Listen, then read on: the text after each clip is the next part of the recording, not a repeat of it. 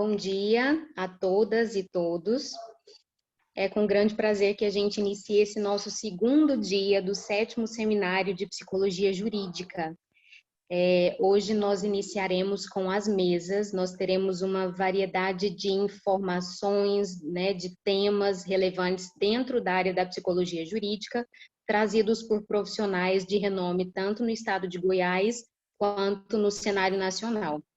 E nós estamos aqui nesse momento para trazer falas mais específicas, sobre o exercício profissional da psicologia no Tribunal de Justiça.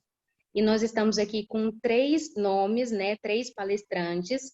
Uma delas é a juíza, a doutora Célia Lara. Nós teremos também a fala do Fábio e em seguida da Flávia Jung, que gentilmente aceitou participar da mesa conosco nessa manhã.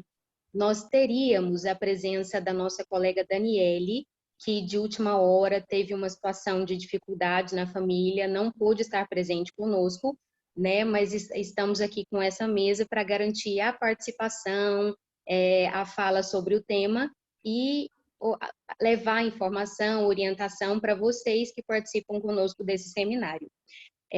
Como primeira fala, já quero apresentar para vocês a doutora Célia Regina Lara, que é graduada em Química pela Universidade Católica de Brasília, é formada em Direito pelo Centro Universitário do Distrito Federal, também pós-graduada em Direito Ambiental pela Universidade de Brasília, UNB. Dentre as experiências profissionais, eu destaco a atuação como delegada de polícia no Distrito Federal, além de docência no ensino superior, e de 2013 até a presente data, a doutora Célia é juíza de direito no Tribunal de Justiça do Estado de Goiás, tendo sido juíza substituta na comarca de Águas Lindas de Goiás, juíza titular na comarca de Cocalzinho de Goiás, e atualmente é juíza titular. Só um pouquinho que a tela modificou.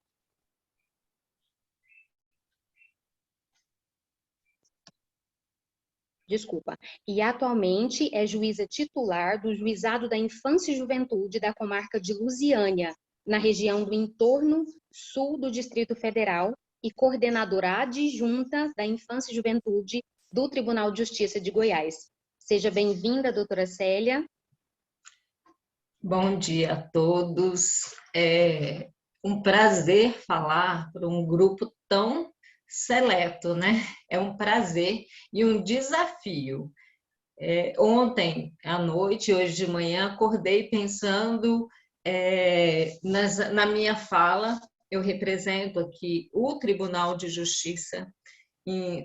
Eu pedi, inclusive, para a doutora Cristine para encaminhar o pedido formal, porque tudo que eu falar aqui representa a minha atuação como magistrada no Tribunal de Justiça do Estado de Goiás.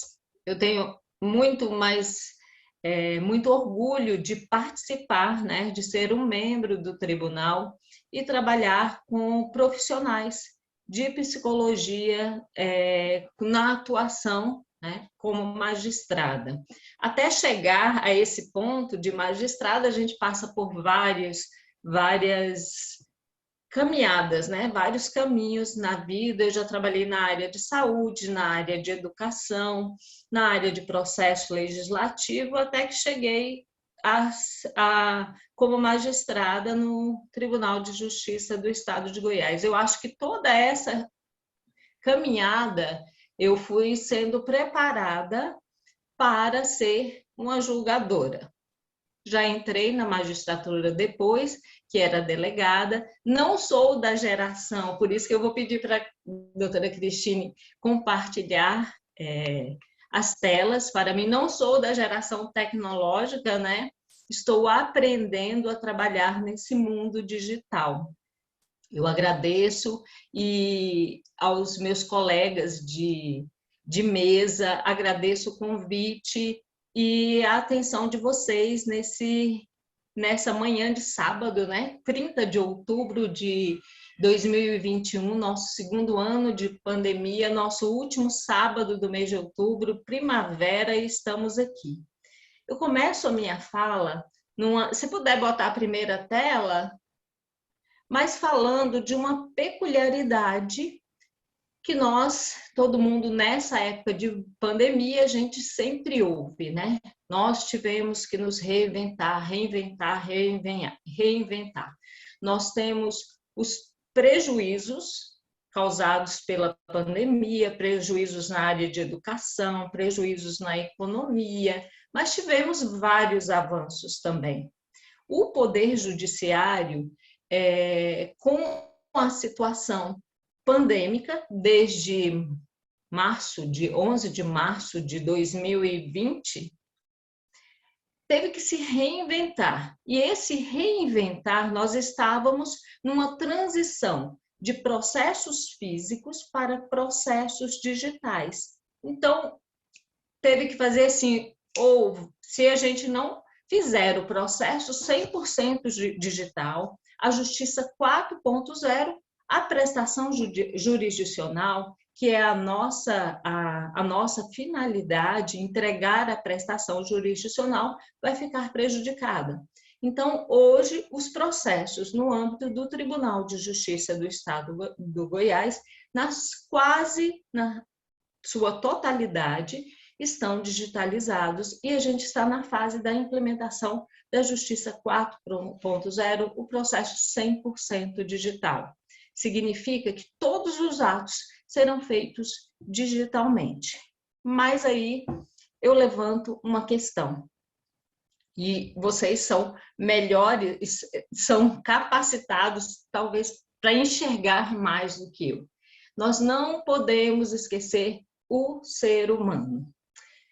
Há atos que não dá para fazer só digitalmente. Uma videoconferência, numa audiência de adoção ou, por exemplo, de medida protetiva, e eu respondo também pela comarca de Itaguaru, e eu verifico essa dificuldade. Eu faço as audiências de previdenciário dos idosos e faço por videoconferência. Em Lusiânia, eu sempre estou presencialmente e os outros participantes, Ministério Público, advogado, têm, e as testemunhas, a possibilidade de participar por videoconferência.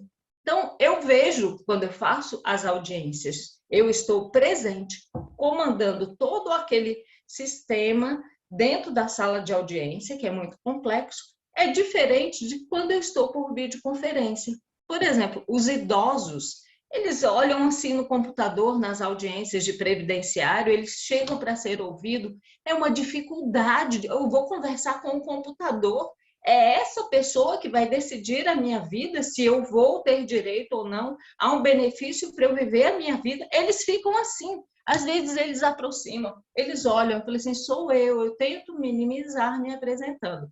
A mesma coisa com as crianças, em audiências concentradas, quando é por vídeo, é de uma forma e quando é presencial é de outra. Então, a gente não pode perder esse feeling em relação a gente nessa transição, mas a gente não pode deixar de acreditar que tem atos que não poderão ser feitos 100% digitalmente, porque o foco tem que ser o ser humano. O foco sempre é o jurisdicionado. E, às vezes, o jurisdicionado não está preparado e nem a gente consegue verificar toda a complexidade da situação no âmbito de situação por videoconferência. Estou controlando meu tempo e a Cristine também. Então, concluindo, é um prazer estar aqui com vocês, vou aprender muito. Pode passar para a segunda tela, Cristina? É só um roteiro, tá? Não tentarei ser um pouco mais objetiva, porque eu falo demais. Quando a gente me falaram, olha, vai falar sobre psicologia jurídica, eu corri para estudar, fui para os livros, eu admiro os profissionais que trabalham comigo, muito, muito, muito, os psicólogos, assistentes sociais, pedagogos. Eu sou da interdisciplinariedade, na multiprofissionalidade. Eu gosto de trabalhar em equipe. Quando eu fui verificar psicologia jurídica, eu verifiquei que tinha uma situação entre psicologia jurídica e psicologia forense, em relação à proposição na psicologia forense, que trabalha mais com a questão da investigação, principalmente criminal, numa fase pré-processo, e a psicologia jurídica nessa fase processual. O que, para mim, essa diferença de psicologia jurídica e forense, eu acho até irrelevante ante a importância da atuação dos psicólogos, seja na fase pré-processual ou processual em si. Então, nessa eu quis colocar esse tópico aí, e eu vi que o Conselho de Psicologia, o Federal de Psicologia, considera o termo psicologia jurídica, que eu acho que abrange tudo. As áreas de atuação do psicólogo, nós temos no direito civil, no direito de família, no direito civil, principalmente na questão de consumidor, na realização das perícias. Nós temos vários julgados, e no final eu vou trazer alguma jurisprudência dos tribunais acerca disso, no direito de família, nas questões de divórcio, guarda, direito de crianças e adolescentes. Nós temos no artigo 151 da Lei 8.069/90 a previsão de equipes interdisciplinares. Talvez um dos raros dispositivos legais no nosso ordenamento jurídico que traz expressamente a necessidade de equipes interdisciplinares. No direito penal, e aí a doutora Flávia vai falar dessa atuação, da atuação dela, eu creio, no direito do trabalho, na perícia em relação ao trabalhador e no direito previdenciário. O psicólogo, as equipes têm um amplo mercado de trabalho e uma ampla importância na atuação, no curso e no sucesso da entrega da prestação jurisdicional. Quando eu falo entrega da prestação jurisdicional, é a sentença. Julgar não é uma tarefa fácil, não é. Eu demorei muito para entender, e daqui a pouco eu vou falar um pouco mais detalhado sobre isso, que o psicólogo, no laudo, não vai me dar a resposta para o processo. Quem que tem que dar a resposta sou eu, tanto que eu falava com os psicólogos, você não pode dizer isso? Ele, não, eu demorei para aprender. E eu acho que vários colegas têm essa dificuldade. Não é o laudo psicológico, o laudo interprofissional, ele vai servir como um elemento dentro do processo. Pode passar? Então, quando a gente fala essas perícias, né, tanto realizadas ou pelo perito nomeado pelo juiz, ou o assistente técnico de confiança das partes, ele vai entrar como a prova no processo. A prova, ela corresponde a todo elemento que contribui para a convicção do magistrado. Ela é mais um elemento dentro de um processo que deve ser analisado em conjunto para se chegar à conclusão que é a sentença. Então, ela auxilia nessa formação, na livre convicção do magistrado a respeito de determinado fato controvertido, tido como relevante para a solução, e muitas vezes vocês vão ouvir a palavra lide. A lide, de uma forma muito resumida, é o litígio, é a briga, é aquele direito que está sendo posto em juízo. Então, isso é a prova, é esse elemento que é trazido para os autos que contribui para a convicção do magistrado. Hoje, modernamente, nós falamos no destinatário da prova. Ah, o destinatário da prova, e a gente sempre ouve, é o juiz, é o juiz, é o juiz. Modernamente, o destinatário direto da prova é o processo, e não o juiz. O juiz não é o senhor do processo. O destinatário da prova é o processo, o destinatário direto, e indireto é o juiz para auxiliar na sua convicção em relação à prova. Quando a gente verifica a finalidade da prova, é justamente essa: auxiliar na convicção do magistrado para que ele possa, de uma forma coerente, decidir com base na legislação e nas provas. O que não está nos autos não está no mundo. Tem que decidir conforme estiver no processo. O ônus da prova sempre será das partes. A gente tem no processo o autor e o réu.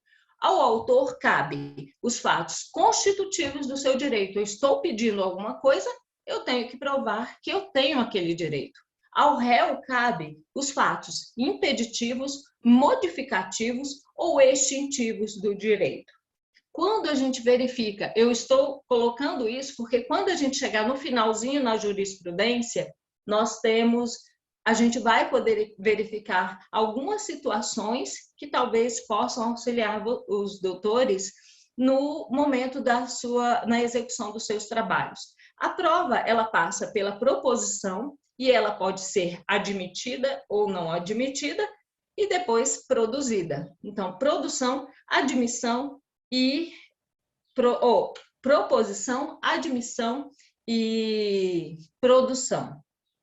Quando a gente fala dos tipos de prova, nós só temos 3 tipos de prova. Nós temos a prova oral, a prova documental e a prova material. O laudo dos peritos entra no processo como uma prova documental. Os meios de prova é que são os mais variados. O depoimento pessoal da parte, a confissão, né, de um réu quando interrogado, a exibição de um documento, a prova pericial e a inspeção judicial. Muitas vezes, por exemplo, nos casos alguns casos que a gente coloca como casos agrários, é necessário, às vezes, ou de indenizações, que o juiz faça uma inspeção judicial. Mas, se houver necessidade, pode mudar. Sempre que a gente vai falar, e a prova pericial é a prova produzida, né, elaborada, proposta, admitida e produzida pelos técnicos, pelo perito, pelo psicólogo, nós temos tudo que é relacionado à prova está no Código de Processo Civil ou no Código de Processo Penal. No Código de Processo Civil, a regulamentação do artigo 464 ao artigo 480. E no Código de Processo Penal, o artigo 158 ao artigo 184. Cristine, quantos minutos ainda?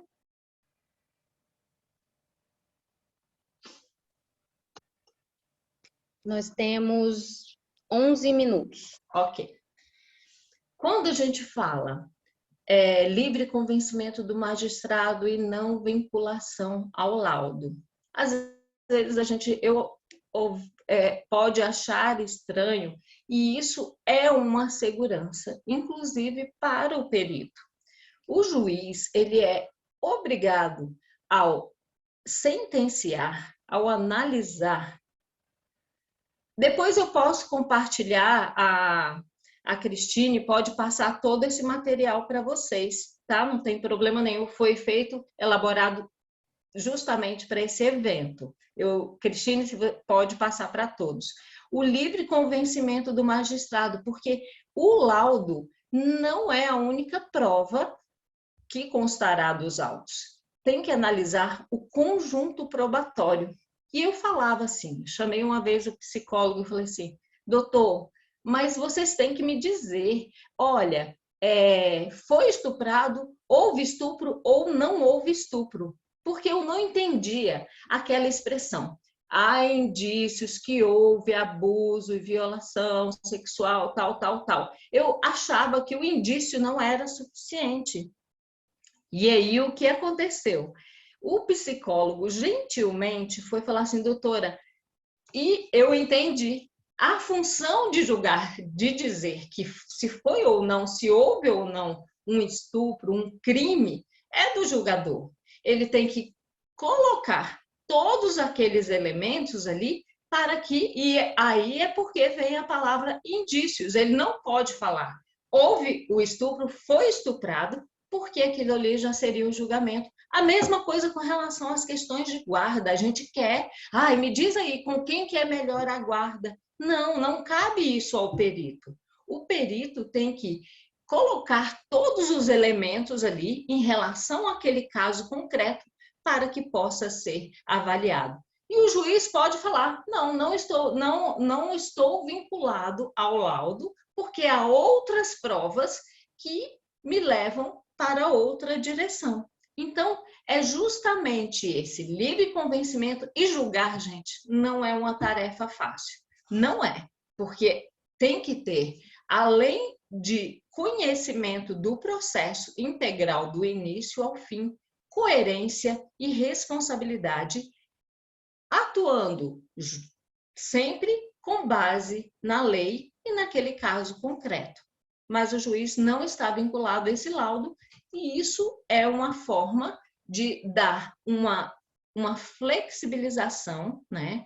Uma flexibilização não, uma arejada em todo aquele conjunto probatório. Ele integra aquele conjunto probatório e o juiz vai analisar o laudo junto com as demais provas produzidas de forma oral, por exemplo, no processo.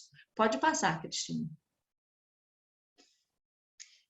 E aí, falando um pouco, antes da gente entrar aqui, que eu ainda tenho uns minutinhos, o laudo pericial, ele deve ser fundamentado e deve mostrar os métodos utilizados para a solução da questão.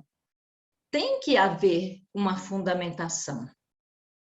Porque se não houver essa fundamentação e as metodologias, os métodos utilizados, nós temos alguns recursos, tem os defensores que no exercício do seu trabalho, eles olham lá na regulamentação do Conselho de Psicologia, como que deve ser, olha, não obedeceu isso ao laudo. Então, às vezes, critérios formais em relação ao laudo, a desobediência se fundamentou somente naquele laudo, é motivo de nulidade de um processo.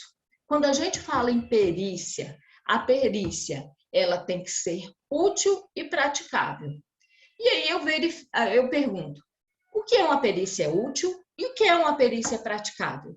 Útil é aquela perícia que é necessária para aquele processo. E praticável? O psicólogo, o perito e o psicólogo, no caso, ele tem que ter condições de fazer aquela perícia. Você não tem como fazer uma avaliação psicológica numa pessoa em coma. Então, é necessário que a perícia, para que ela seja realizada, admitida e realizada, proposta, admitida e produzida, que ela seja útil e praticável.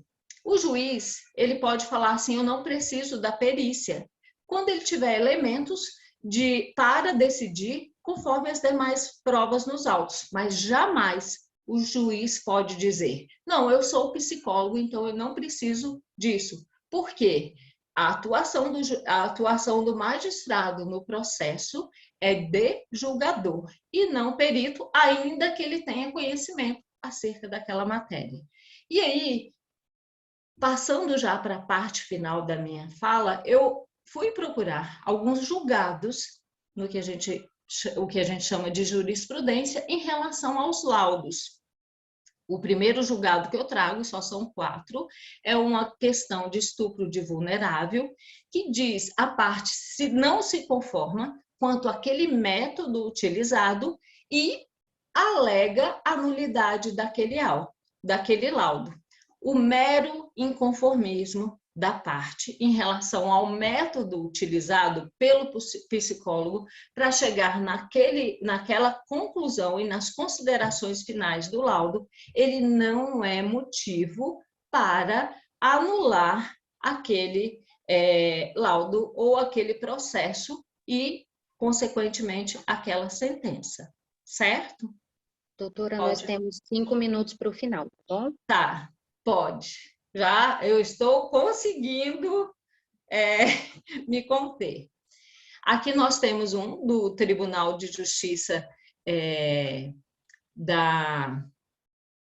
do Tribunal de Justiça do Estado de Goiás, numa questão de família, que se colocava a guarda provisória, e temos aqui que a mera discordância com a conclusão do laudo pericial não enseja sua nulidade e ou desconsideração, mormente quando a matéria objeto da perícia restou suficientemente esclarecida, não tendo sido constatadas no laudo respectivo quaisquer omissões, inexatidões ou obscuridade. E aqui eu digo para vocês, nós magistrados lemos, nós pelo menos eu detalho, eu leio cada linha do laudo apresentado, e quando a gente verifica, a parte discordou, sempre alguém vai discordar, porque o processo é uma lide, é um litígio. Então, a mera discordância não enseja nulidade.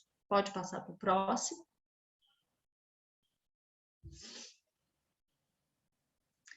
Tá, aqui a gente tem um julgado do STJ, também estupro de vulnerável, que coloca que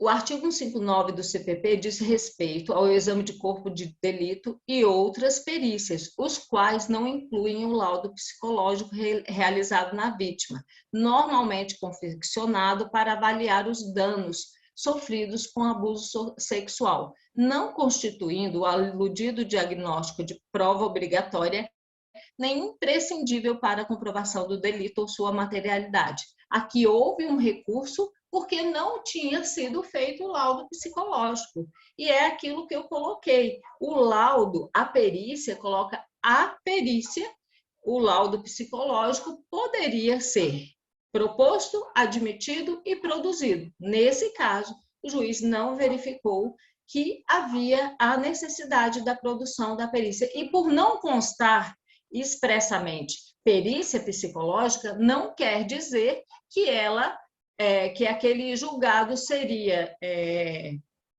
nulo se não houvesse sido feita a perícia, certo? Pode mudar, e eu já passo para o último. Aqui já é uma questão na progressão da pena. Segundo a jurisprudência do STJ também, o parecer psicossocial desfavorável é suficiente para impedir a progressão do regime.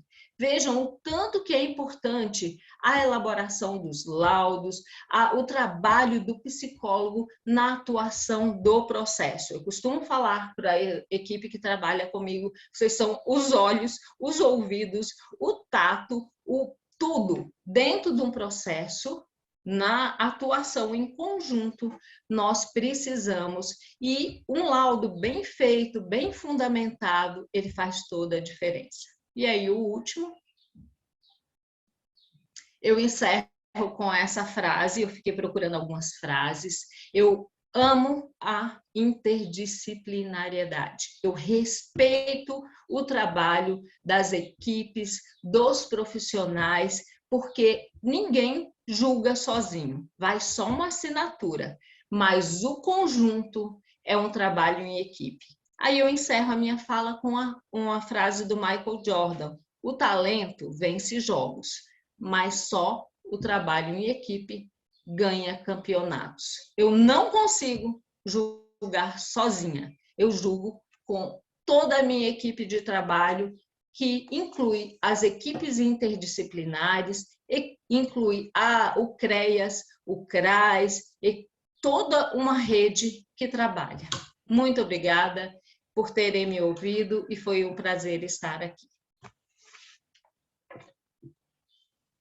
Muito obrigada. Obrigada, doutora. Vou tirar aqui o compartilhamento e a gente já passa para o Fábio, só um instante.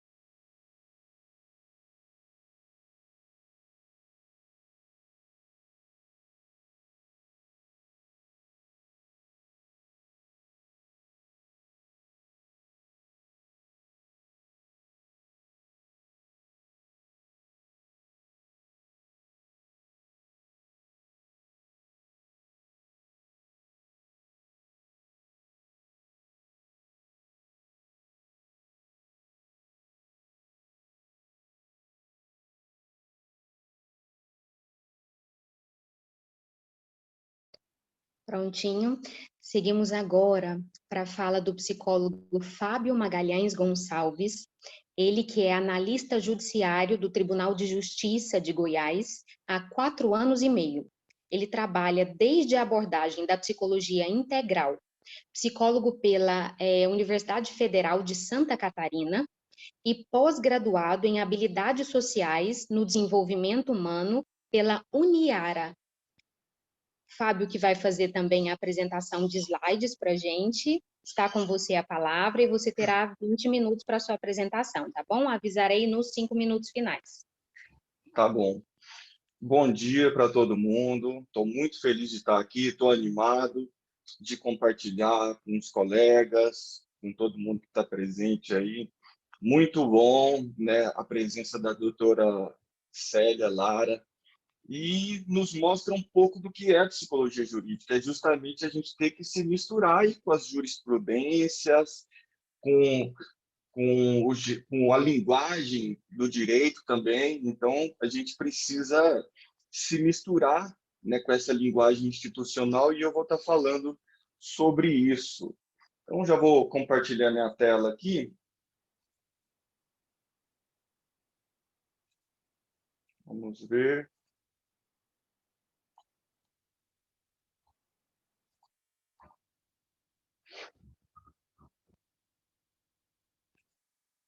É isso aí. Então, começamos.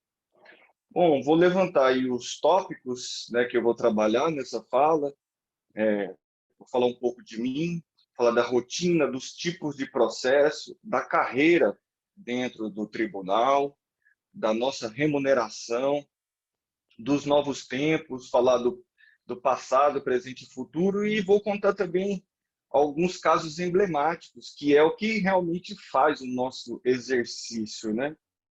Então, um pouco do que eu sou, né? Eu sou aqui, sou goianiense, me formei lá em Florianópolis, né? Me pós-graduei na Universidade de Araraquara.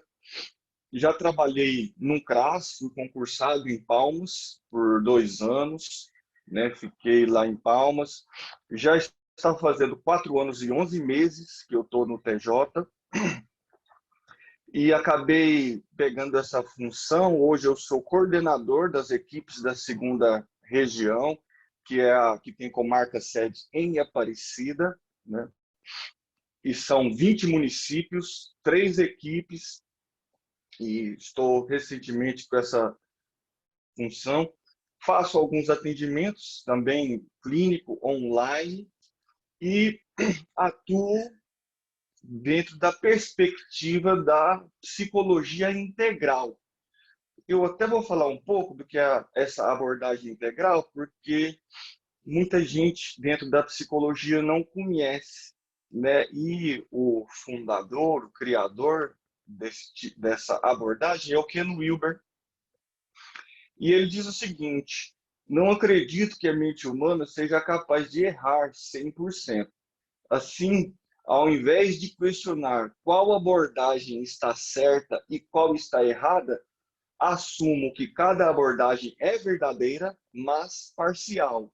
E então tento visualizar como encaixar essas verdades parciais, como integrá-las e não escolher uma e livrar-me das outras. Então, essa metodologia aí da abordagem integral. Eu quis colocar aqui um pouco dos meus campos de interesse, porque nós somos a nossa ferramenta de trabalho, nós somos o nosso bisturi, né, digamos assim. E eu trabalho dentro dessa cosmovisão, né, que se funda aí na filosofia grega, Platão, Aristóteles, no testemunho de Santo Agostinho e de São Tomás de Aquino, em contraposição com a cosmovisão moderna de Kant, Descartes e Newton.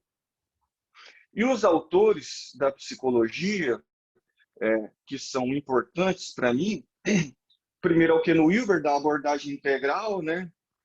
Deixa eu ver, aqui está esse aqui, que é a obra-prima dele, 1.100 páginas, que eu considero uma grande obra aí da psicologia, pouco conhecida, né? Tem o Paul Diel, que também é pouco conhecido. Está aqui, ó, um livro importante, é o único livro dele em português, que é o Simbolismo na Mitologia Grega.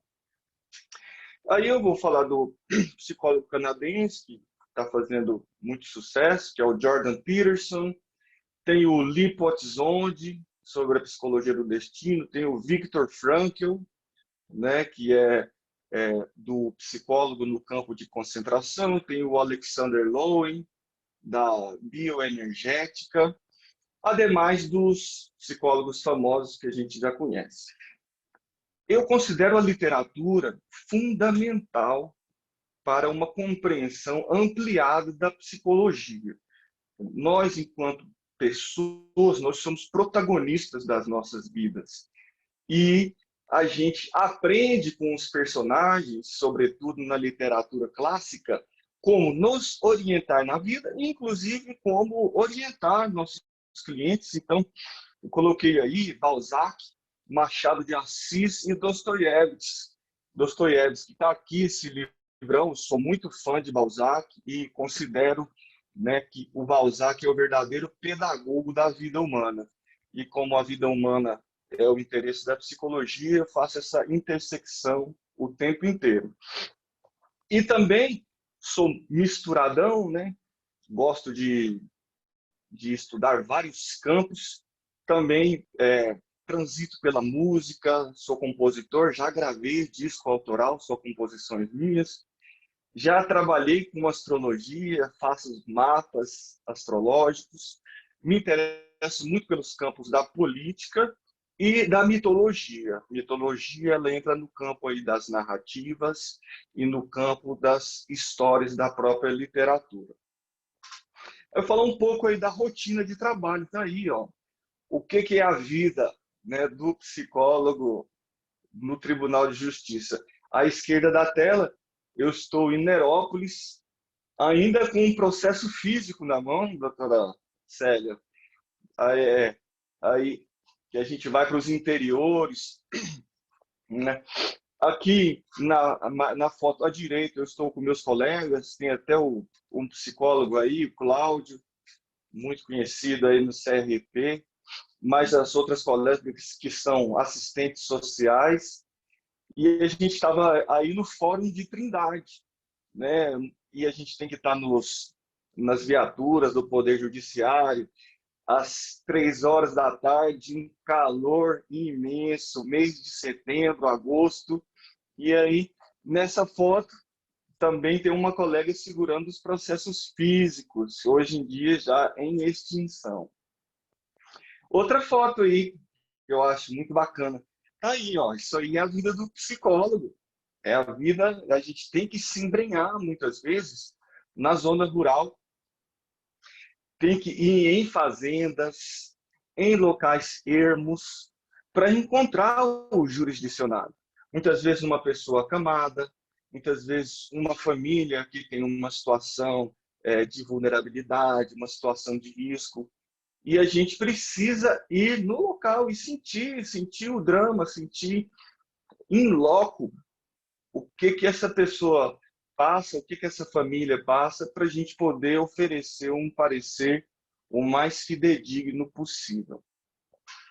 Então, a nossa rotina de trabalho envolve nossos procedimentos, os nossos produtos e o trabalho do dia a dia, né?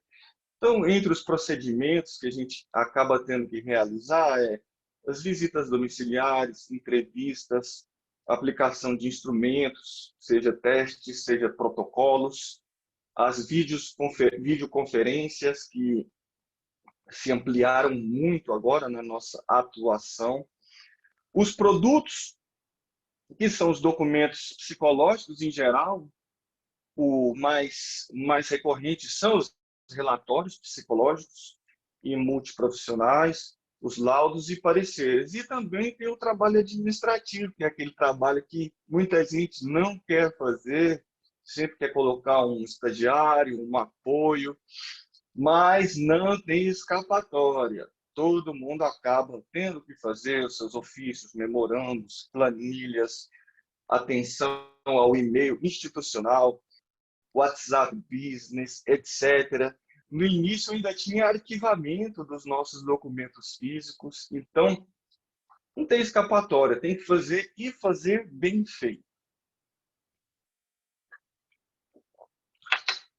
Desde o início, né, nesses 4 anos e 11 meses que eu estou no TJ, eu fui lotado na equipe volante de Aparecida de Goiânia e a minha atuação é a mais variada possível. Então, eu trabalho em varas de família, de infância e juventude, varas criminais, varas de fazenda pública.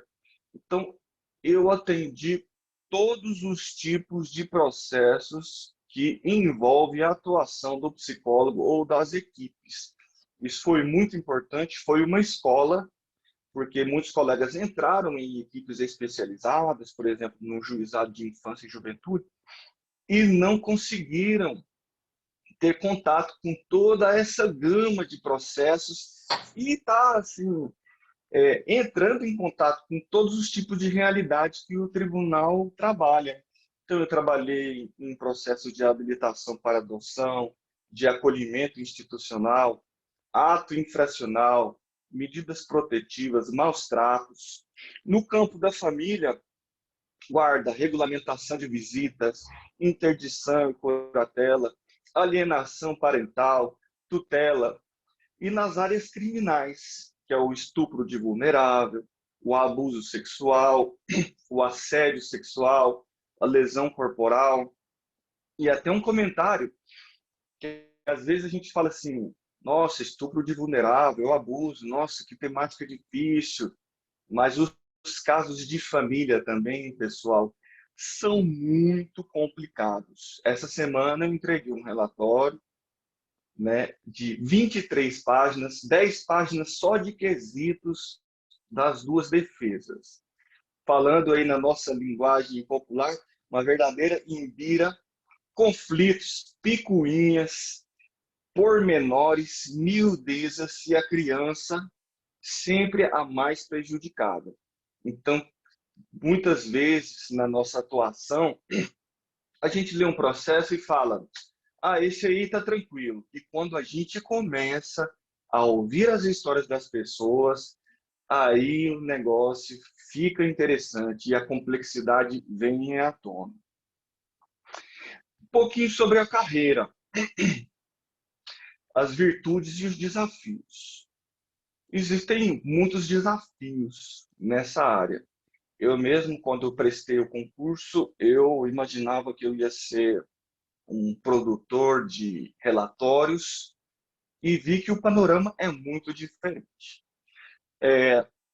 Os desafios é que é uma carreira majoritariamente jurídica, ou seja, nós estamos no mundo dos advogados, do pessoal do direito.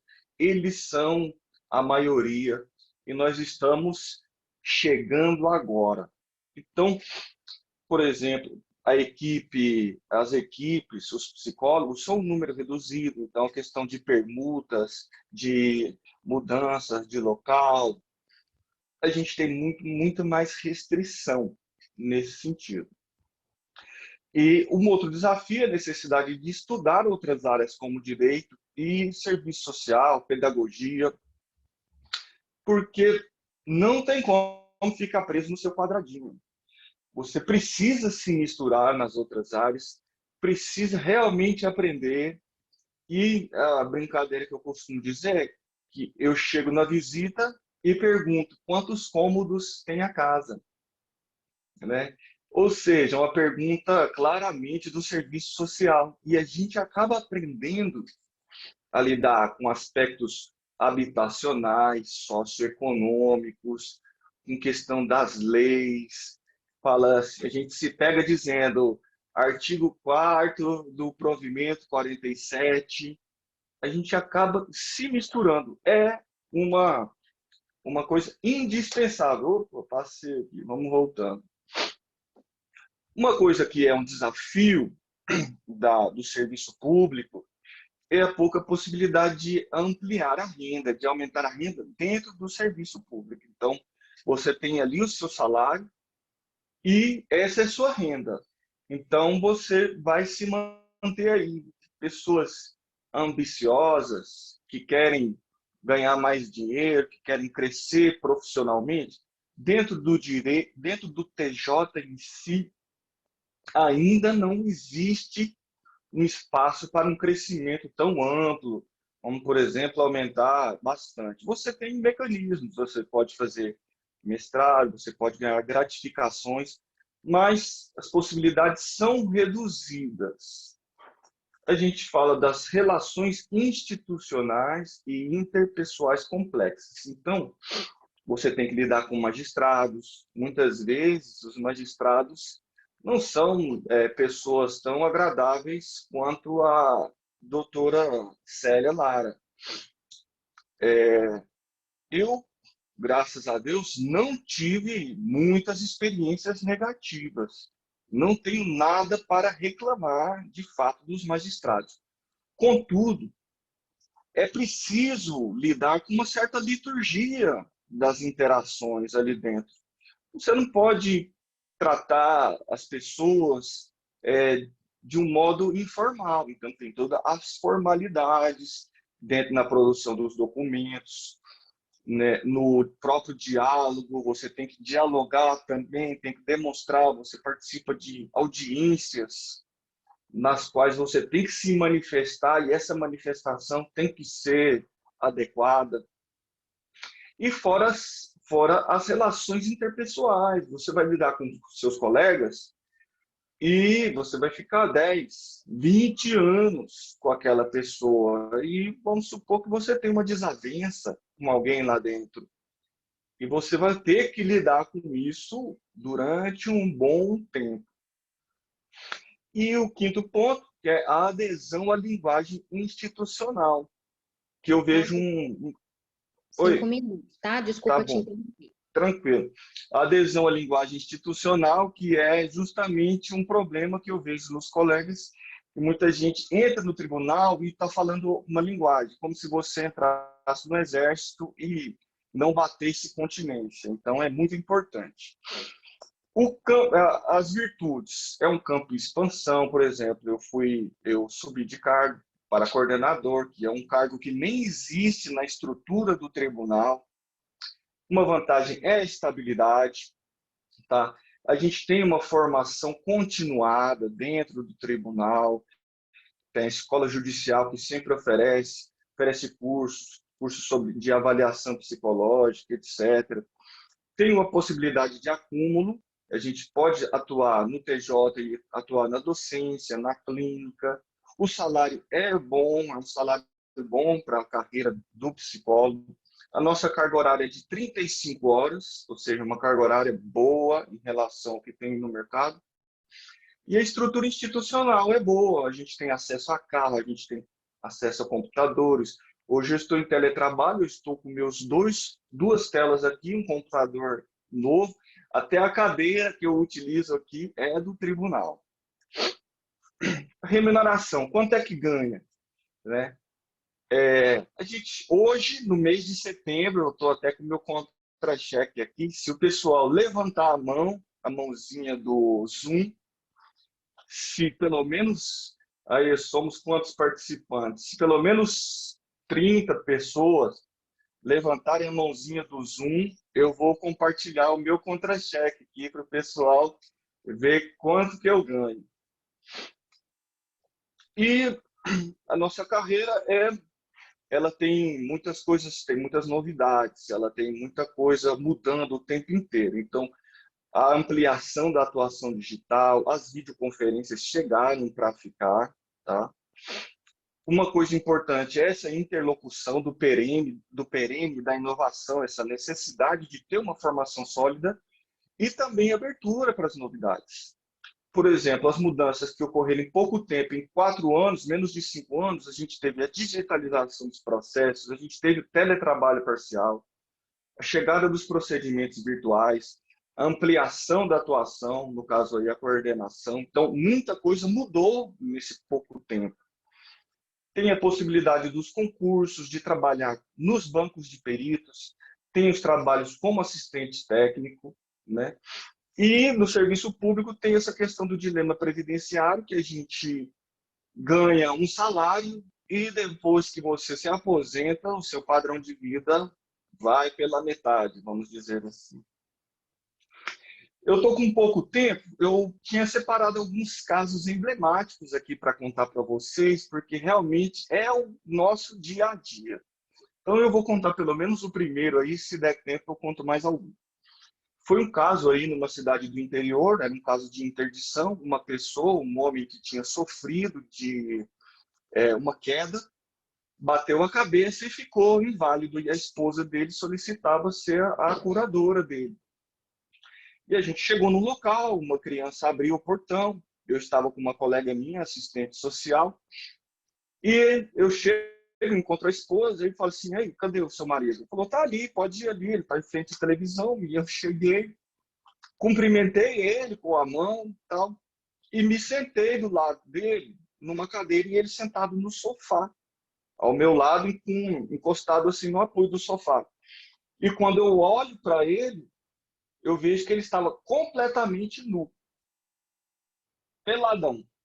E a esposa dele já me falou, então, doutor, já faz 4 anos que ele não coloca uma peça de roupa. E a gente estava com a minha colega, a gente ficou espantado. Falou assim, mas e quando faz frio? Ele pega uma cobertinha. A gente já tentou de tudo, a gente já levou, comprou roupa nova. Ele nunca aceitou colocar uma peça de roupa. Eu falo, mas e o dinheiro da aposentadoria? Como é que vocês fazem? Falou, a gente tem que convencer um taxista a colocar ele no táxi, levar até a agência bancária e na agência bancária o gerente sai, coleta a digital e entrega o dinheiro para a gente. E há 4 anos a gente está fazendo desse jeito e a gente precisa dessa curatela. Então, foi um caso assim muito emblemático, né? Eu tô com outros casos aí. O pessoal tá pedindo, tem tempo ainda para mais um? Pode dividir mais um. Tá bom. Eu vou contar um caso aí foi uma que eu chamei de tentativa de compra de criança, que foi um caso também no interior, em que uma família abonada se aproximou de uma outra família mais pobre. E sabe aquela conversa que a gente ouve muito por aí? Fala assim, nossa, me dá esse menino, né? E eles conversaram num posto de saúde, viram a criança e realmente era uma criança encantadora. E essa família mais rica tinha influências na cidade. E se aproximou dessa família, começou a dar presentes para a criança. E a genitora desse bebê tinha 17 anos, era uma jovem ainda, sem muita experiência de vida. E esse pessoal começou a dar presentes, a convencer de deixarem a criança ir para a casa deles no fim de semana, como que uma regulamentação de visitas.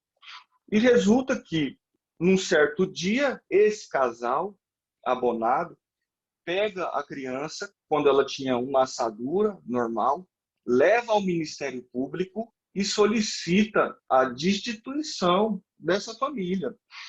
Nesse momento, o Ministério Público, enrolado, eu não sei até que ponto eles se conheciam, acredito que se conheciam com proximidade, já acatou o pedido e essa criança foi retirada e ficou quase que 1 ano na posse desse pessoal. O pai, desesperado, o pai também era novo, com 20, 21 anos, tentava visitar a filha e não conseguia. E na nossa investigação, a gente descobriu que esse casal alugou uma casa para a mãe, para a genitora, mobiliou a casa para a genitora, para poder ter direito de ficar com a criança. E a gente descobriu, assim, num relance, que a gente acabou indo, né, na dona da casa que tinha sido alugada e a dona não teve como mentir e entregou todo o esquema. Então, foi um caso assim, muito grave, que a gente teve que lidar com uma situação de investigação muito apurada e com gente poderosa no interior do estado. Então, vou fechar aqui a minha apresentação com essa reflexão. Um momentinho aí que eu vou entortar um pouco aí a mente de todos, porque é assim que eu gosto de enxergar a psicologia, né? Essa é a frase do filósofo Friedrich Schelling, que eu retirei do livro Sound and Symbol. Diz assim: antes de mais nada, uma explicação deve fazer justiça ao fenômeno que deve ser explicado.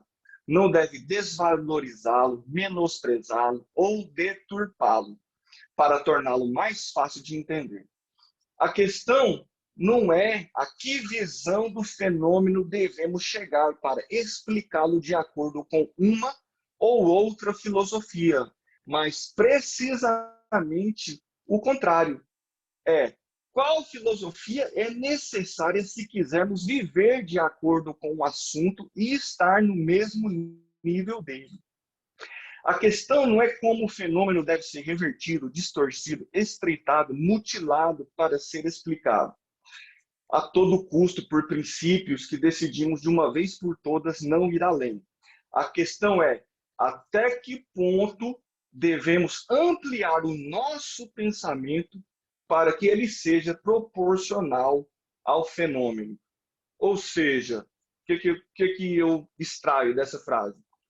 Nós é que temos que ampliar-nos para oferecer uma psicologia mais ampla.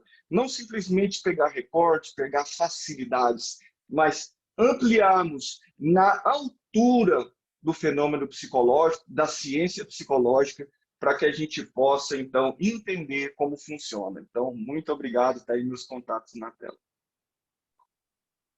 Obrigada, Fábio. Nós passamos agora para a terceira fala da mesa de hoje, que é a fala da Flávia. Flávia Hermann Jung, psicóloga perita na Junta Médica do Tribunal de Justiça do Estado de Goiás, mestre em Psicologia Social e da Personalidade pela PUC Goiás, especialista em Psicologia Jurídica, em Avaliação Psicológica e em Psicanálise, docente em cursos de pós-graduação em Psicologia e colaboradora da Comissão Especial de Psicologia Jurídica do CRP 09. Bem-vinda, Flávia, a fala é sua. Bom dia a todas as pessoas que estão aqui, cumprimento a mesa. E, bem, gente, eu decidi essa fala foi de ontem à noite para hoje de manhã, né, em função da nossa colega Daniele, que não pôde mais estar presente na mesa, ela que falaria. Então, minha fala, bem, não deu tempo de preparar slides, vai ser mais improvisada mesmo, mas para trazer para vocês um pouco do meu trabalho, né, já que essa mesa é sobre o trabalho do psicólogo dentro do Tribunal de Justiça, né, falar um pouco da minha experiência. Eu ingressei no Tribunal de Justiça há 14 anos atrás e desde então eu estou na Junta Médica. Então, são 14 anos de experiência apenas na parte pericial, na área pericial, com as perícias psicológicas, tanto das varas cíveis quanto das varas criminais. Então, são perícias, a gente atende pessoas do estado inteiro e também da capital. Então, vou falar para vocês um pouco do trabalho pericial. Já foi falado ontem à noite, né, pelo Sidney Shine, o Antônio de Pada Serafim, o João Alquieri, falaram também da perícia, então, são algumas coisas parecidas também com o que eles trouxeram. Bem, a perícia psicológica é um tipo de avaliação psicológica, né? Acho que isso é o fundamento básico da perícia. Tem aquela resolução, né, do Conselho, a resolução 09 de 2018, que traz esse conceito de avaliação psicológica como um processo estruturado de investigação de fenômenos psicológicos. É isso que a gente vai fazer na perícia também, investigar um certo fenômeno psicológico. É um processo que é composto de métodos, técnicas e instrumentos. Então, na perícia psicológica, a gente faz entrevistas com os sujeitos, geralmente aplica testes psicológicos, apesar de não ser obrigatório, né? A gente, muitas vezes, lança a mão dos testes para ajudar a gente a entender a demanda.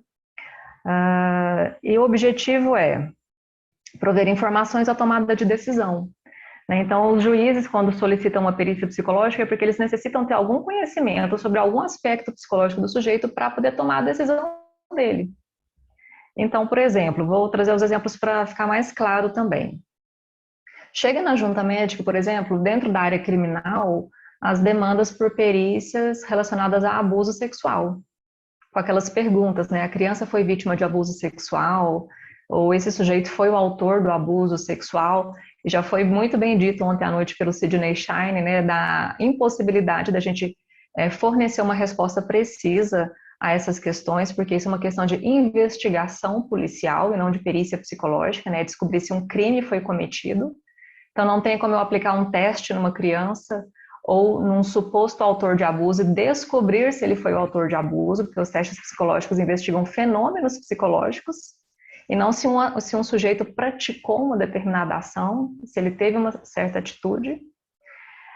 Mas chegam essas demandas no Tribunal de Justiça, na junta médica, né? Então, por exemplo, já peguei processos e perícias onde estava escrito literalmente aplicar o Rorschach, aquele teste de personalidade, para se comprovar a materialidade dos fatos. Né? Então, o juiz pedindo, aplique o Rorschach para se comprovar se o crime aconteceu. Então, isso é uma coisa que não tem como a gente fazer, né? Então, a gente tem que analisar qual demanda chega para a gente, se essa demanda, se a psicologia pode ajudar, como que a psicologia pode ajudar, né? Porque não é toda demanda que podemos responder da maneira como os magistrados gostariam que fosse, né? Então, o teste de Rorschach, por exemplo, que é muito citado, né, quando você pede uma perícia, ele é incapaz de dizer que fato de vida que aconteceu com esse sujeito, né? Ele é capaz de descrever o mundo interno, a personalidade, a subjetividade, o funcionamento da personalidade, auxilia, né, no diagnóstico de psicopatologias, né? Então, a perícia sempre começa com uma pergunta, a perícia sempre tem um objetivo específico, né, que é elucidar algum aspecto psicológico, mas a gente tem que primeiro analisar essa demanda para ver se a gente pode contribuir ou não com isso. Dentro da área criminal também tem as perícias de insanidade mental, que chegam para a psiquiatria, e quando a psiquiatria sente necessidade de um aprofundamento, solicita, então, a perícia psicológica, né, a avaliação psicológica, naqueles casos, né, onde se tenta entender se no momento do crime o sujeito tinha condição de entendimento do que fazia, se ele tinha capacidade de autodeterminação, ou seja, de autocontrole diante daquele crime. Então, por exemplo, os últimos casos que eu avaliei de insanidade, já trazendo alguns exemplos para vocês entenderem, por exemplo, nesse semestre eu avaliei o caso de uma mulher que tinha furtado roupas numa loja em Goiânia, e ela fazia tratamento psiquiátrico.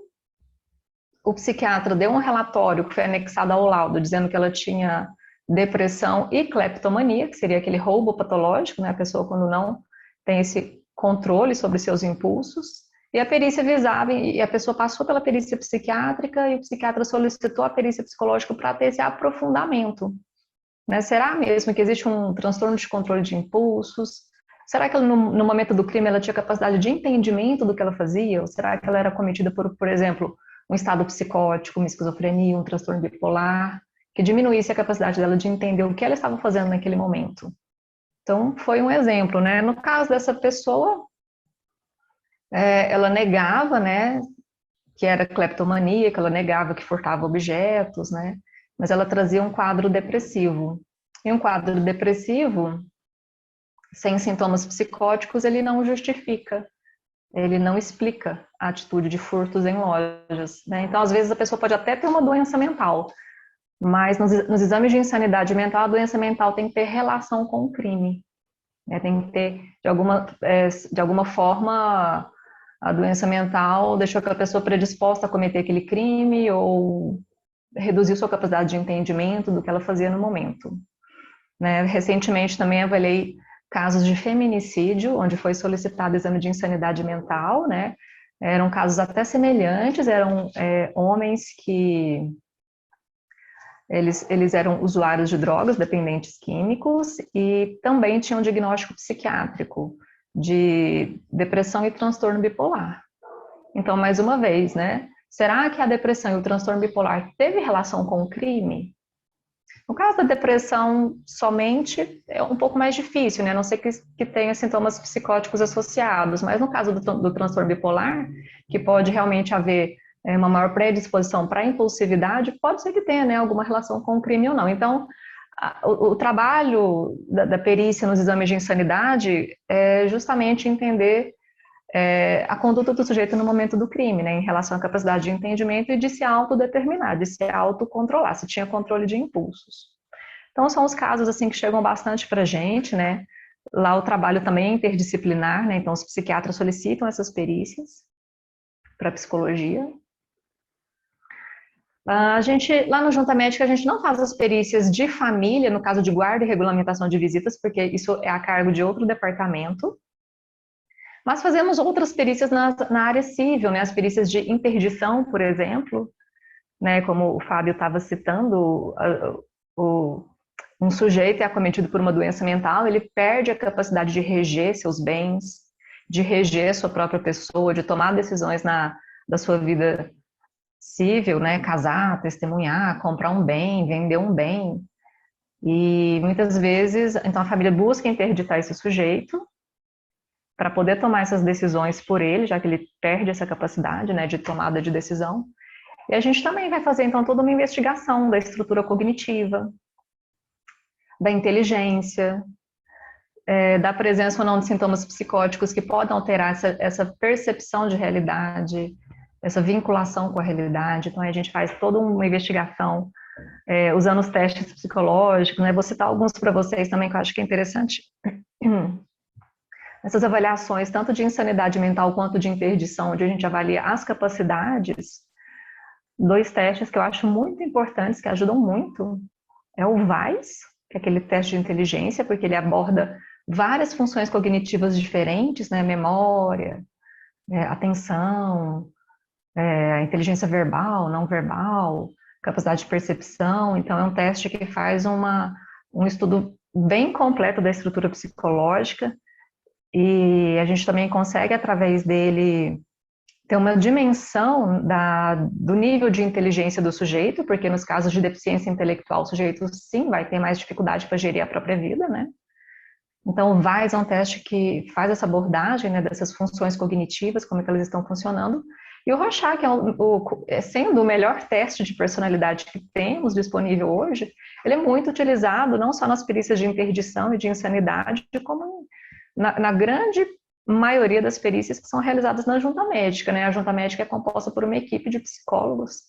Nós temos, né, bastante material de teste, fomos construindo ao longo do tempo um acervo de testes psicológicos, né, e fazendo cursos e estudando. Então, a gente geralmente utiliza eles para a gente ter uma visão mais aprofundada do sujeito, né, para a gente não ficar só com a impressão da entrevista. A entrevista é o instrumento mais importante em uma avaliação psicológica, mas os testes também, às vezes, fornecem informações que apenas a entrevista não é capaz de nos fornecer com tantos detalhes, com tanta profundidade. Então, estão falando, né, voltando, está falando o VAIS, da utilização dele, né, a escala Wechsler de inteligência, e o teste de Rorschach como um teste de personalidade, né, que vai avaliar afetividade, impulsividade, relações interpessoais. E o Rorschach é muito bom na investigação também de sintomas psicóticos, que podem alterar tanto a percepção do sujeito quanto o pensamento, né, as alterações de pensamento, como presença de delírios, né. Então, são os instrumentos que a gente utiliza bastante nessas avaliações. Algumas demandas que têm surgido também para a gente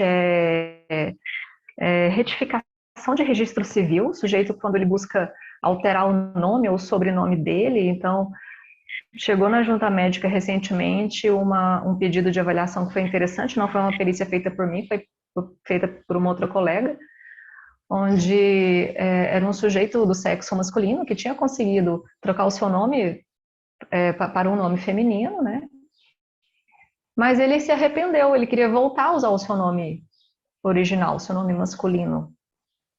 Ele não tinha feito cirurgia de mudança de sexo, não quis fazer, só trocou o nome para o nome feminino, mas queria retornar ao seu nome original. E o juiz pediu uma avaliação psicológica, né, para entender essa demanda, entender esse desejo, entender como que é o funcionamento desse sujeito. Será que esse pedido está baseado no funcionamento delirante, por exemplo, ou será que não? São todas coisas importantes para se avaliar. Uma perícia interessante que surgiu também, assim, que são essas demandas mais novas, que não surgiam anteriormente. Esse ano também eu realizei uma perícia que nunca tinha sido feita, nunca tinha sido solicitada, que foi um sujeito pedindo indenização por danos psicológicos decorrente do abandono afetivo paterno. Ele dizendo que o pai nunca o reconheceu, nunca o registrou, e ele sempre buscando a relação com a figura paterna. Ele tinha uma boa relação com a avó paterna, com os tios paternos, todos o reconheciam como um familiar, mas o pai não. O pai nunca o registrou, o pai se negava a fazer o exame de DNA, e finalmente o pai fez o exame de DNA a pedido da justiça, né, por meio de um processo. Aí o pai fez esse exame de DNA, que deu positivo, e agora esse sujeito, ele solicitava indenização por danos psicológicos, pelo fato dele sempre ter buscado o pai e ter se sentido sempre rejeitado pelo pai e humilhado pelo pai quando ele buscava, né, o afeto, a companhia, a convivência com o pai. Então, são demandas novas que vão surgindo, né, ao longo dos anos, coisas que às vezes nunca tinham surgido antes. Bem, que mais que temos lá?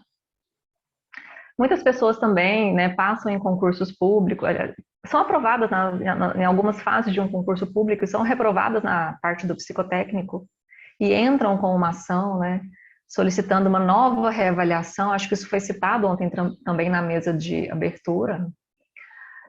O sujeito solicita, então, uma avaliação psicológica, porque nos concursos a avaliação psicológica é feita geralmente de forma coletiva, né, se aplica um teste coletivamente. E às vezes o sujeito fica prejudicado e solicita, então, né, perante a justiça, uma nova reavaliação. E alguns casos surgem assim, né, principalmente de pessoas reprovadas no concurso para policial civil ou militar. Então, é outro tipo de trabalho que a gente faz, né, é fazer essa reavaliação do sujeito, mas agora de forma individualizada, de forma mais particularizada, investigando aquelas funções psicológicas que são necessárias de acordo com o edital, né, porque o edital do concurso vem, quais são as características psicológicas que o sujeito tem que ter para ingressar naquele concurso, né, seria o perfil, né, psicológico. E aí então a gente, né, seleciona os testes psicológicos que vão responder a demanda. Então a perícia sempre funciona desse jeito, começa com uma pergunta e você pensa quais instrumentos eu vou utilizar para responder essa demanda. Quais instrumentos psicológicos vão me ajudar a entender esse caso e responder à demanda judicial? Então, a gente sempre começa a pensar, né, nos instrumentos que a gente tem, quais deles vão poder fornecer essas informações, quais que talvez não. Semana que vem eu vou fazer uma perícia de uma mulher que está sendo acusada de maus tratos ao marido quando ele estava acamado após um traumatismo craniano. Ele ficou em casa, tendo cuidados de home care, profissionais de fisioterapia, enfermeiros, que falaram, e as filhas dele também falaram, que a atual esposa, ela dificultava o atendimento desses técnicos, desses enfermeiros, né, e acusavam essa pessoa de maus tratos. E aí eu já comecei a pensar ontem, né, que testes eu vou utilizar para ajudar a entender o funcionamento psicológico dessa pessoa que está sendo acusada de maus tratos, né. No caso, como é na esfera criminal, é um exame de insanidade mental também, né, para ver se detecta alguma psicopatologia e se essa psicopatologia influenciava, de alguma forma influenciou a conduta do réu. Bem, às vezes fazemos também algumas perícias em adolescentes autores de ato infracional, né, muitas vezes eles cometem um crime e se levanta dúvidas sobre a saúde mental desse adolescente, né, que é parecido com o exame de insanidade mental, mas não leva esse nome, né? E aí, às vezes, a gente avalia os adolescentes também para entender.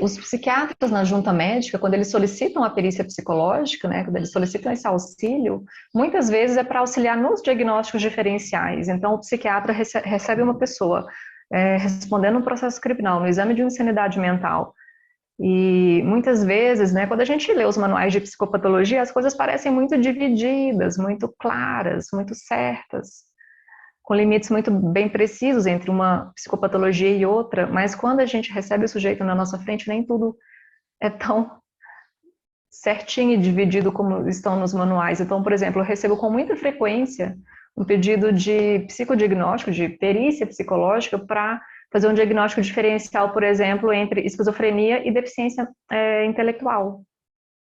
Apesar de serem condições bem distintas, né? Mas muitas vezes os sintomas são muito semelhantes.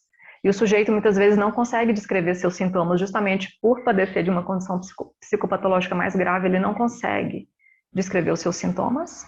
Muitas vezes não traz um familiar que pode prestar informações mais completas sobre o início da doença, sobre os sintomas. E aí, então, vira esse impasse, né? E aí é solicitada a perícia psicológica como um auxílio nos diagnósticos diferenciais. Outra condição que geralmente chega para a psicologia é auxiliar no diagnóstico diferencial entre esquizofrenia e transtorno bipolar. Porque as duas condições, o transtorno bipolar pode incluir características psicóticas, né? E a esquizofrenia também. Então, muitas vezes, não é fácil, não é simples também essa diferenciação dessas duas condições. Outras condições também que geralmente são pedidas, né, que se demanda uma perícia psicológica, é saber se o sujeito ele tem um transtorno de personalidade antissocial ou um transtorno de personalidade borderline, que os dois também compartilham muitas características, como, por exemplo, a impulsividade. Então, é nesse sentido, né, que o trabalho do psicólogo acontece dentro da junta médica, auxiliando nos diagnósticos diferenciais, avaliando vítimas de abuso, supostas vítimas de abuso, supostos autores de abuso, buscando características psicológicas. A doutora Célia Regina até citou esse caso, né? A gente não pode dizer no laudo se foi vítima de um abuso ou se aquele sujeito foi o autor de um abuso, mas podemos trazer indícios psicológicos, né? De acordo com o que eu vejo naquela criança, que é semelhante ao que outras crianças vítimas de abuso apresentam. Então, se aquela criança apresenta características psicológicas semelhantes ao que crianças vítimas de abuso na literatura apresentam, e juntando isso com o discurso, com o que é relatado na entrevista e sintomas relatados pelos genitores, podemos dizer que há indícios, mas não que o abuso aconteceu, porque muitas vezes esses sintomas podem ser advindos de outros fatores de vida que não o abuso sexual. Porque não existem sintomas exclusivos de abuso sexual, mas existem sintomas de estresse que podem ser parecidos, por exemplo, com crianças que vivenciam outras formas de estresse na vida, como no ambiente escolar ou então no ambiente doméstico, mas que não é abuso sexual.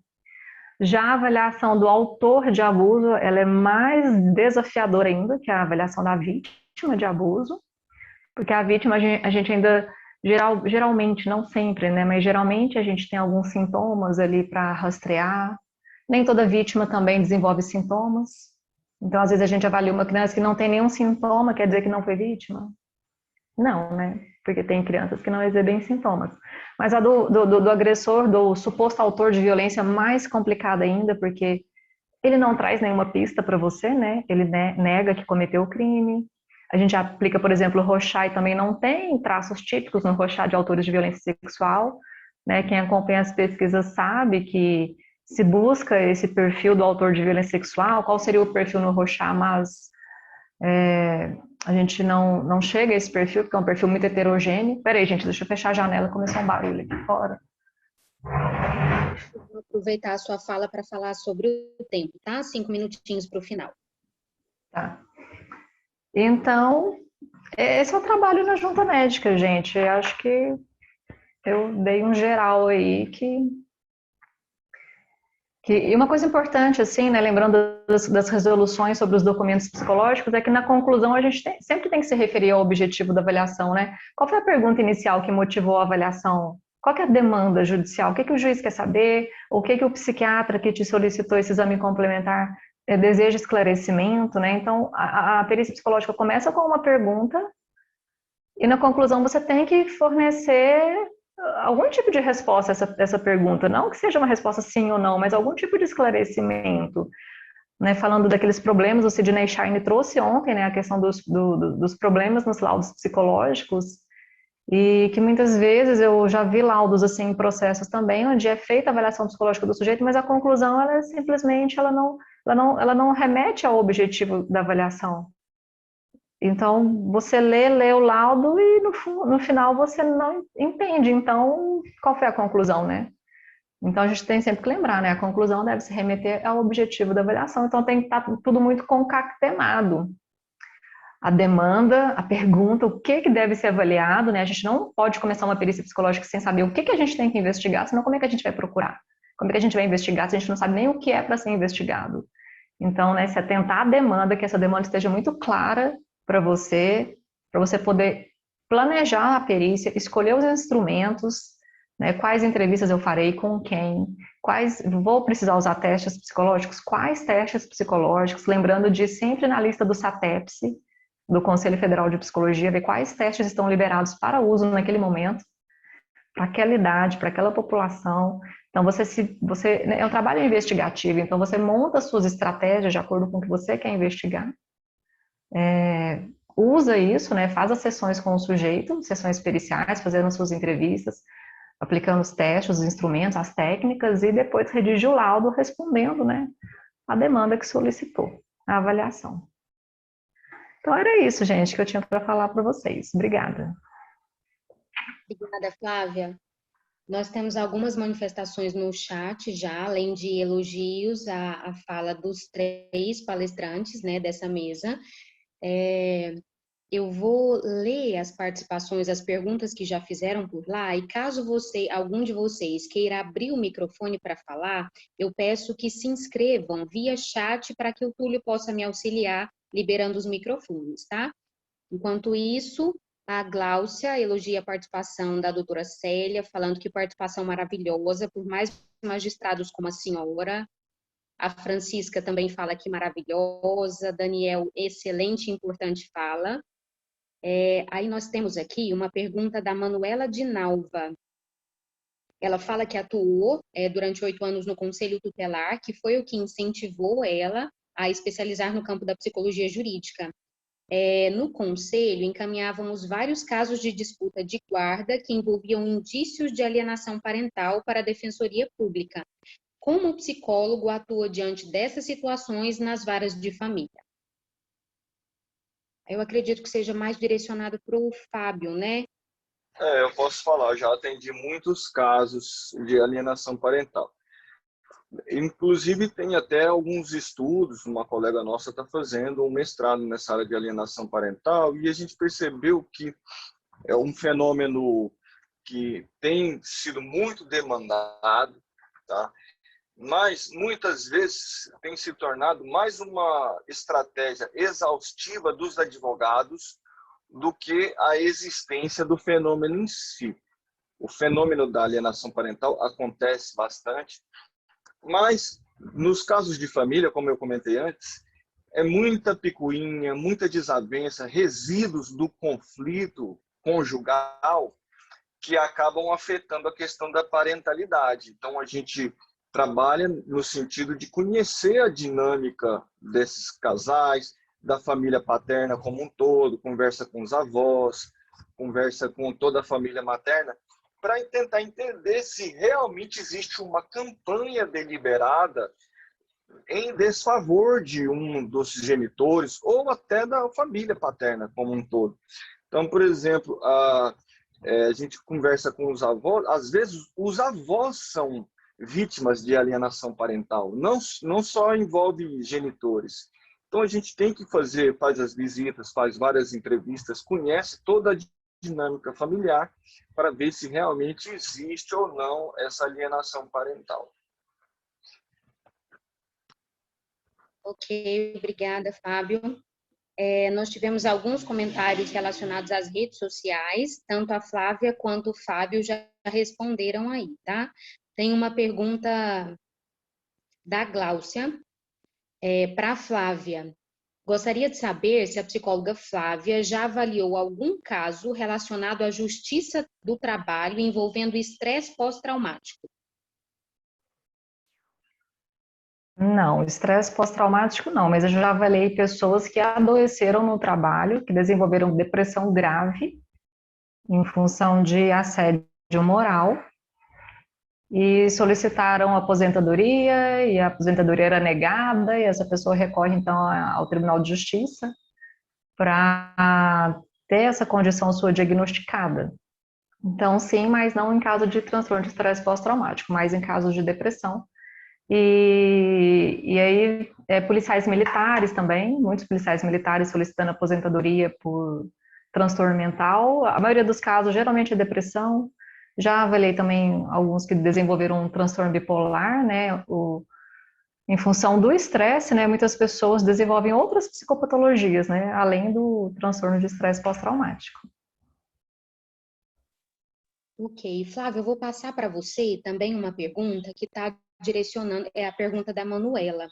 Ela pergunta como proceder se o psicólogo for solicitado para aplicar o teste Rorschach e não tiver essa habilidade, por se tratar de um teste de difícil interpretação. Já que você falou da questão da escolha das estratégias, eu queria que você comentasse um pouquinho sobre isso. O psicólogo é o responsável pelas escolhas das estratégias, né? Você que decide quais estratégias usar. Então, muitas vezes chega mesmo esse pedido. Então, por exemplo, o teste de Rorschach no momento não está liberado para uso com crianças, e às vezes chega, né, esse pedido de aplique o Rorschach nessa criança para saber se ela foi vítima de abuso. E aí, na parte, quando a gente monta o laudo tem seus itens, né, e lá no item procedimentos, onde eu vou esclarecer quais procedimentos eu adotei, qual metodologia eu adotei na perícia, eu vou citar quais testes eu usei e às vezes eu esclareço que não foi possível usar o teste de Rorschach, por exemplo, porque ele não tem dados normativos para uso em crianças. Ele não está liberado no SATEPS para uso em crianças porque faltam, né, os estudos normativos, que estão inclusive em vias de ser já lançado, né, porque o Rorschach RPAS, ele está em análise pelo SATEPS, né, para ser usado com crianças e adolescentes. Então, em breve, isso vai ser liberado, mas no momento não foi. Ou então, no caso da pessoa que não domina a técnica, né, você pode utilizar outros instrumentos, você não é, assim, obrigada a usar um instrumento solicitado pelo juiz, pelo advogado, pelo promotor, porque quem decide as estratégias que serão utilizadas é o psicólogo, porque é o psicólogo que entende, né, desses testes. Ok, obrigada, Flávia. Eu quero passar a fala para o Chouso, que se inscreveu via comentário. Eu tinha visto duas perguntas do Pedrosa. Eu vou só localizar aqui que eu não estou vendo e já comento, tá, Pedrosa? Vai lá, Chouso. Olá, bom dia, pessoal. Parabéns pela fala de vocês. Muito bom poder aprender e já começar o sábado e o fim de semana conhecendo mais sobre essas atuações. Mas a minha pergunta vai direcionada para a doutora Célia, nessa questão principal dos laudos psicológicos. Nós temos discutido, até mesmo na Comissão de Psicologia Jurídica, uma das questões é essa. Será que os nossos laudos, eles conversam com a necessidade dos magistrados?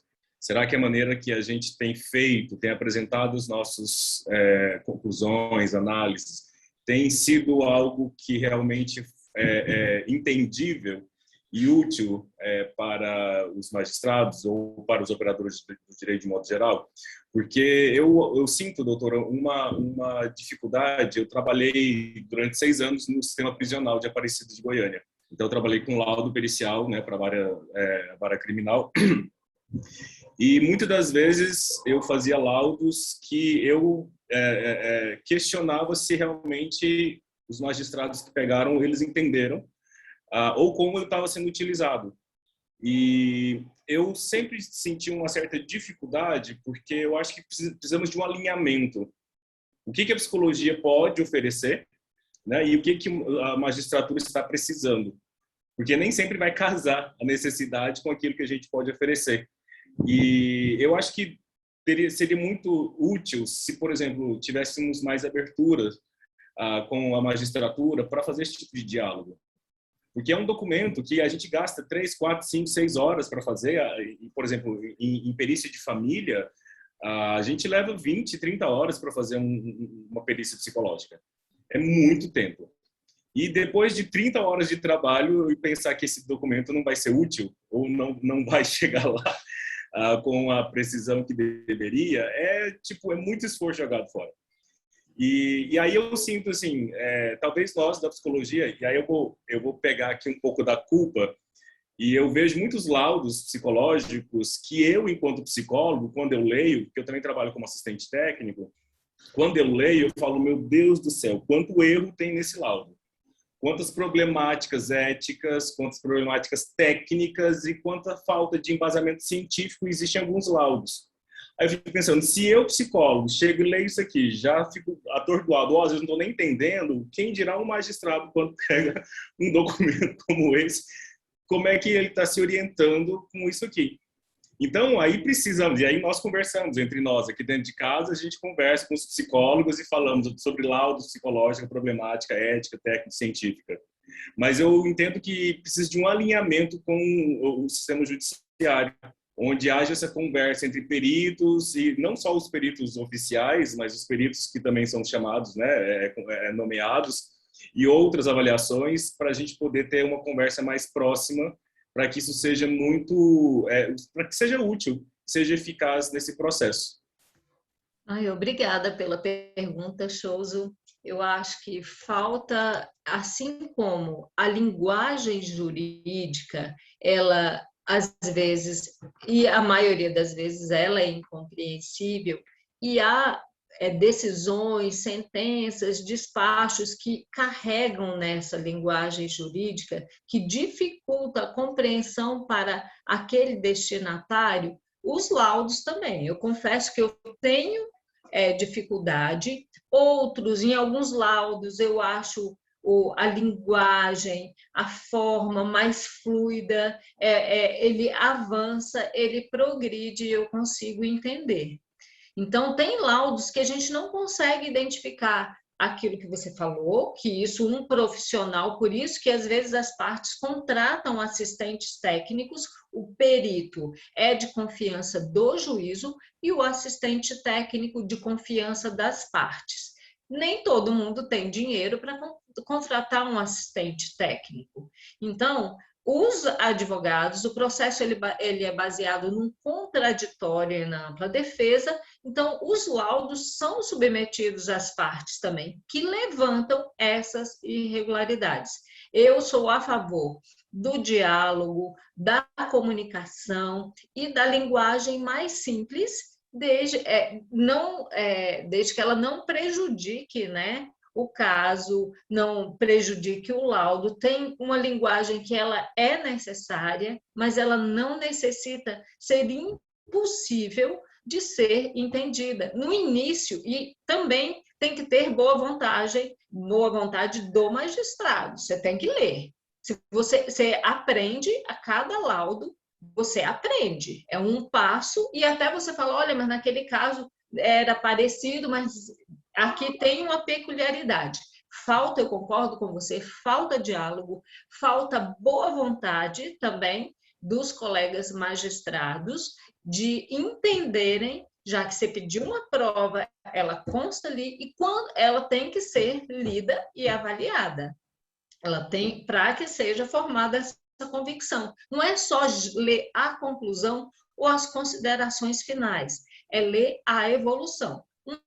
Um fato que eu coloquei aqui, que eu não coloquei, quando a gente trabalha na psicologia jurídica, tem o caso dos técnicos que trabalham no socioeducativo, que fazem a reavaliação, inclusive no plano do PNAE-SARI, há, aqui no caso de Lusiânia, um psicólogo contratado com essa verba. Então, eu tenho que ler para verificar se aquele adolescente ele tem condições, segundo aquele laudo da equipe técnica que participa também o psicólogo na progressão. E o laudo, quanto mais limpo, quanto mais claro, como tudo na vida, melhor. Então, falta diálogo, falta boa vontade e transparência, inclusive na comunicação da linguagem jurídica e na linguagem dos peritos para ser compreensível.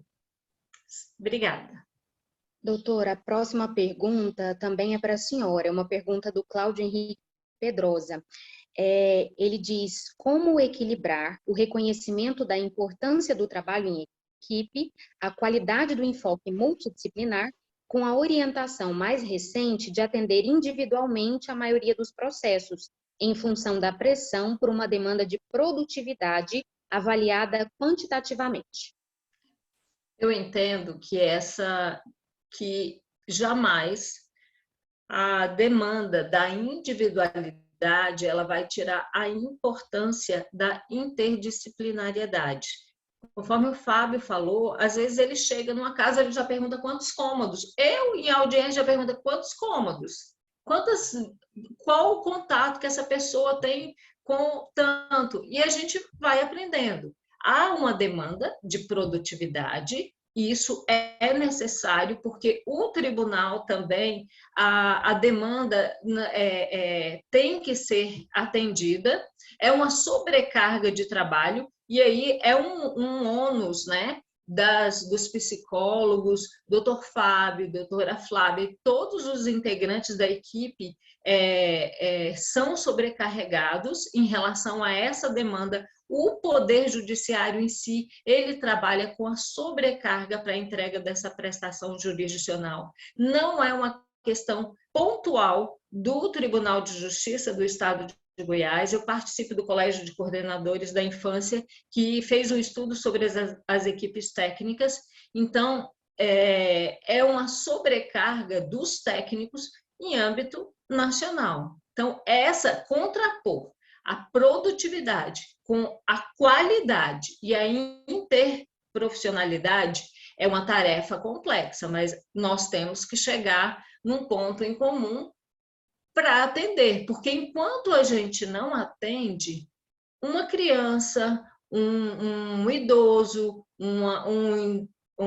uma pessoa está lá precisando daquele laudo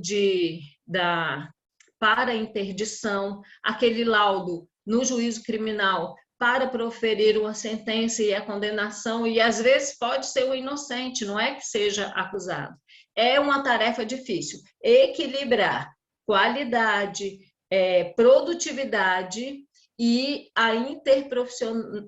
o trabalho interprofissional é difícil e é uma tarefa assim, muito árdua, que todo o Poder Judiciário, não só no âmbito do Estado de Goiás, mas a nível nacional, tenha enfrentado. Obrigada, doutora. Nós temos mais comentários, alguns elogios aqui no chat, falando que seminário riquíssimo, por mais seminários como esse. Parabéns aos colegas Flávia e Fábio pela excelente exposição e a doutora Célia com sua brilhante fala e sensibilidade com o trabalho das equipes técnicas. Aí eu vou ler um outro que está aqui no celular, peraí, que é do comentário do Cláudio também. Tá? Cristine, eu posso só falar, a doutora Flávia falou sobre o rochar.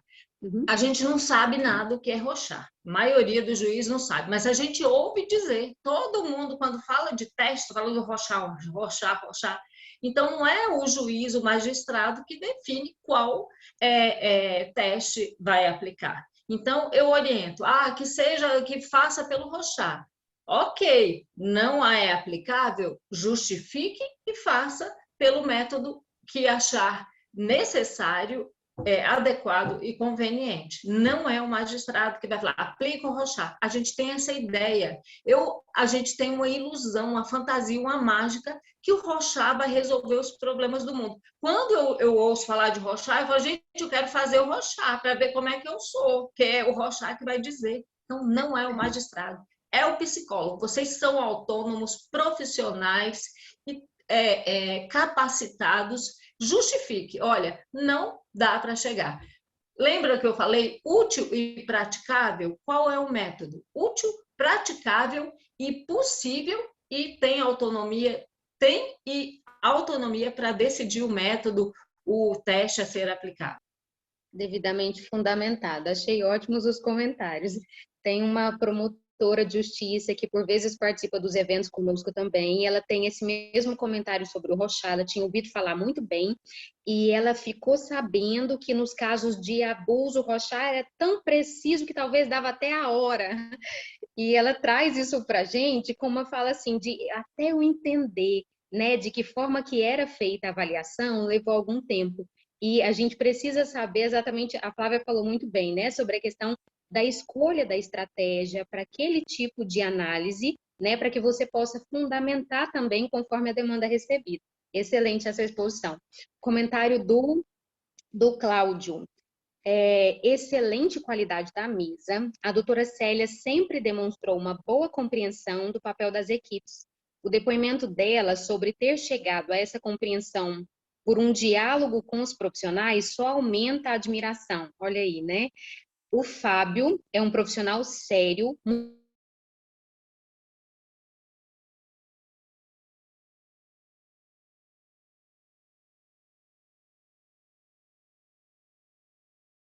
Acho que a Cristine ficou sem conexão.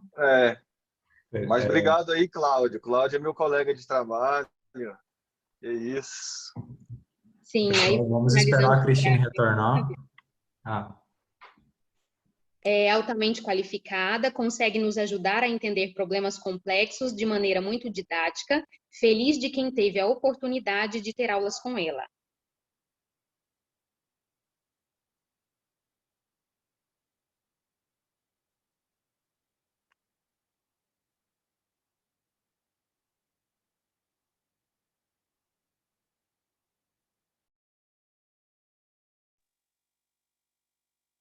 Vocês conseguem me ouvir? Acho que a minha tela travou aqui.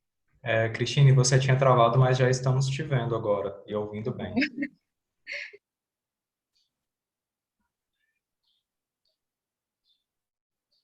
Aqui, para mim, continua travado, mas se vocês estiverem me ouvindo, caso queiram fazer algum comentário sobre a fala do Fábio.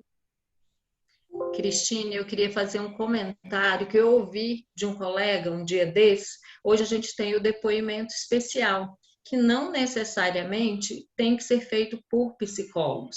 Então, pelo um profissional capacitado, eu prefiro que seja da equipe técnica, mas nós temos servidores capacitados que não são assistentes sociais, pedagogos ou psicólogos. E um dia, num grupo, eu ouvi de um colega: eu só vou admitir agora depoimento especial se for feito pelo psicólogo. E eu questionei. Falei assim, olha, não é o profissional que está ali que vai mudar aquele depoimento. Então, eu falei, o psicólogo, ele pode estar atuando em outras áreas e o depoimento especial é aquela ilusão de que o psicólogo vai trazer a resposta, vai tirar a resposta da boca daquela criança num depoimento especial. Então, eu fiquei muito indignada, eu saí, é uma forma de defesa do depoimento especial em si e de todas as pessoas que realizam